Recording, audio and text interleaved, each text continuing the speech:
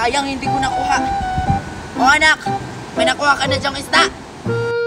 Wala pa, Mami. Hindi ko kasi matamaan. Ang dami dito banda, oh.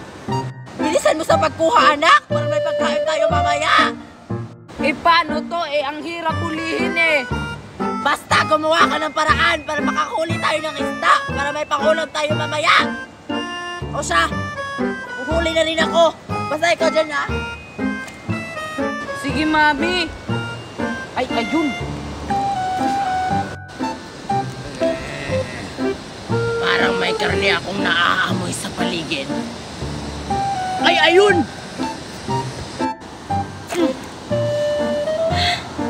Ang hirap hulihin tong mga isdang to. Doon nga ako banda. Wala pa rin akong nahuli.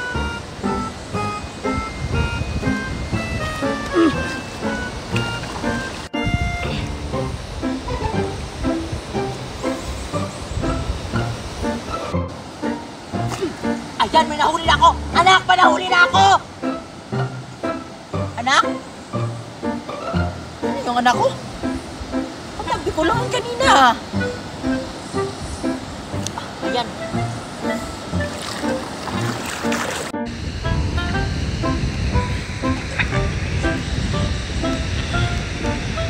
Sarap-sarap. Isusunod ko yung nanay niya. Yan, may nahuli na akong isda. Sino ka? Malis ka nga sa dinadaanan ko?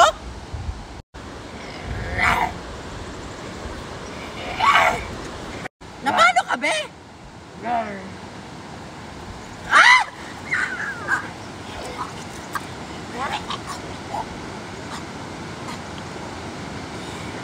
Ang dami kong medicine.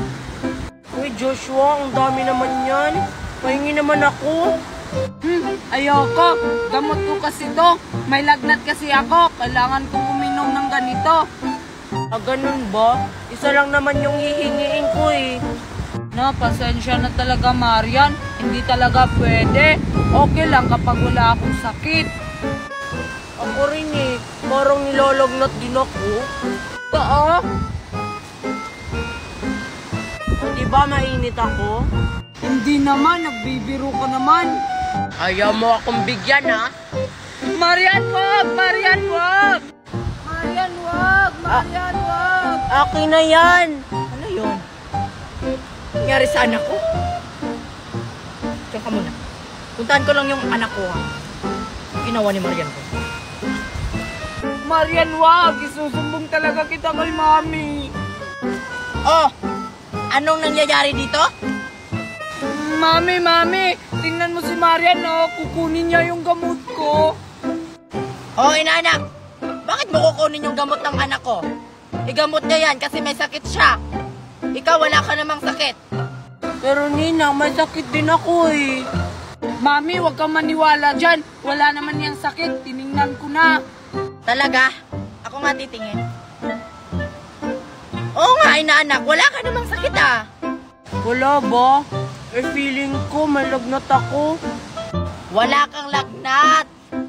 Kaya bawal kang manghingi ng medicine ng anak ko. Kasi sa kanya lang yan. Oo nga, Mami. Dami kong medicine. Ninang, magpapabili nga ako kay Mami ng medicine. Nangyari dun sa inaanak ko? O Joshua, balik ka na dun sa tent. Kakain na. Susunod na po, Mami Busyod. Ano ba to si Ninang Merit? Ako na naman yung inutusan niya na kumuha ng tubig. Dapat nagdala siya ng aqua flash. Asan na ba yung inaanak ko? Tagal naman niyang kumuha ng tubig. Joshua, anak! Joshua! Joshua! Yes, Mami? Halika nga rito. Nakita mo ba yung inaanak ko? Ay, di ba, Mami, inutusan mong kumuha ng tubig? Oo, inutusan ko nga. Hindi pa ba bumalik? Hindi pa eh. Ano? Ang tagal naman ng inaanak ko. Baka na paano na yun?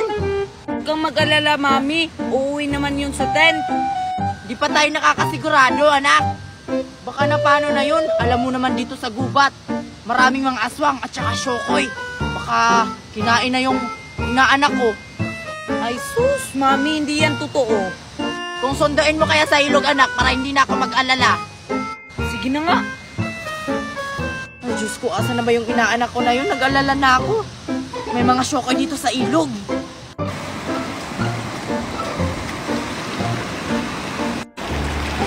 Hala, hindi pala ako nakadala ng lagayan ng tubig.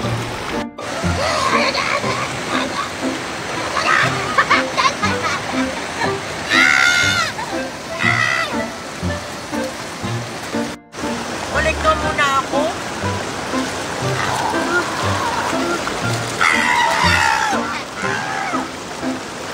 Marian! Marian!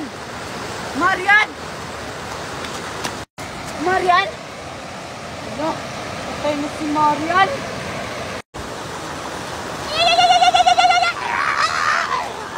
Wala, kailangan to malaman ni Mami na wala na si Marian!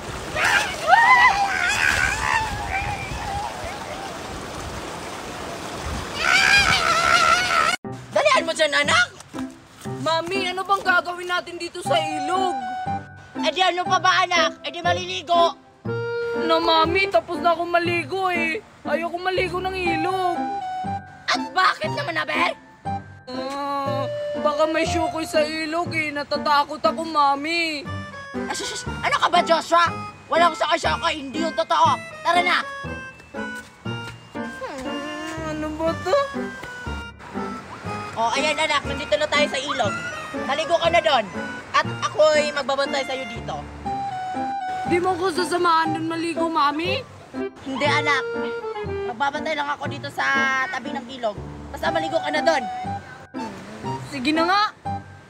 Huwag ka pumunta sa malalim, ha. Baka malunod ka.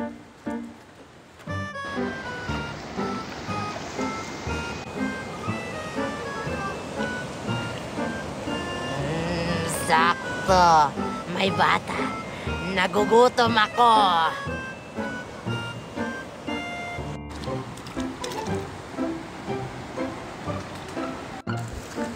Aling Mirit, bakit niyo mo pinapayagan si Joshua maligo doon?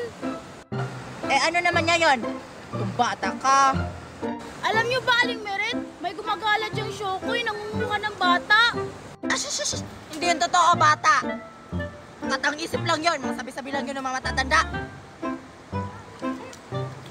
Bahala kayo kung ayaw niyong maniwala.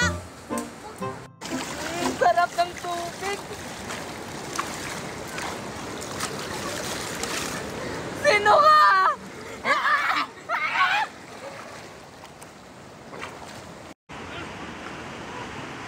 Ano nangyari sa anak ko? Ngayon? Ginagawa ng anak ko, naniligo ba yun? Mami! Tulong! Ano nangyari sa anak ko doon? Wala naman siyang kasama doon, ah. Ilang kausap niya? Ano? Yung sinain ko, baka sunog na yun. Kailangan ko munang balikan. Mami!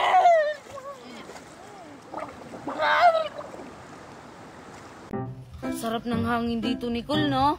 Palagi tayong tatambay dito kapag walang pasok.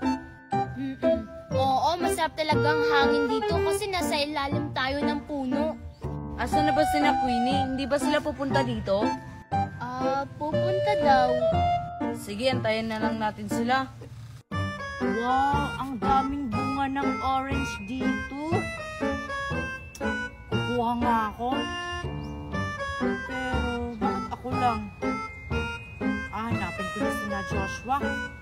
Kukuha kami ng mga ganito. Ay, ayun pala sila.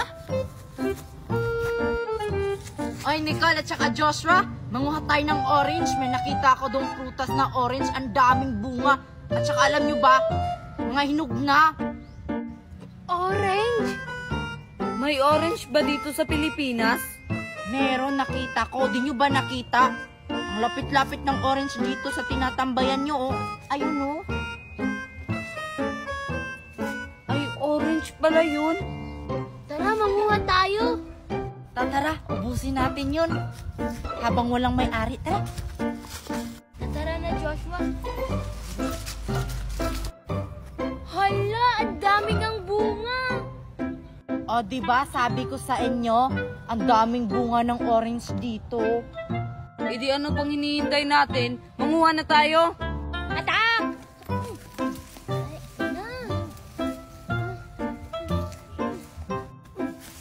Oh, ang dami. Mga hinog na. Damihan nyo dyan kasi dadamihan ko yung akin. Dadamihan ko talagang pagkuha, Queenie. Kasi walang orange doon sa bahay namin. Dalian nyo sa pagkuha baka dumating na yung may-ari. Ito na. Kukunin ko na yung mga orange ko. Hala, may tao. Baka yan yung may-ari. Takbo, Queenie! Takbo na, Queenie!